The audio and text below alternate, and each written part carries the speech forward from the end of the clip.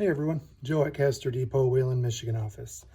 Recently we had a customer call in asking how to use our expanding adapter stem casters.